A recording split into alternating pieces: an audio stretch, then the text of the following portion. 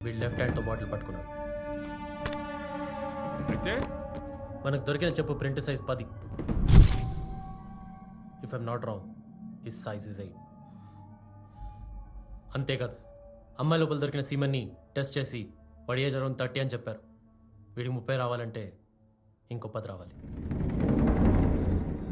అంతే sir. First time ఈ police station లో ఓ పోలీస్ ని చూసాను సార్. ఆ? అంటే సెకండ్ టైం సార్. మ్మ్.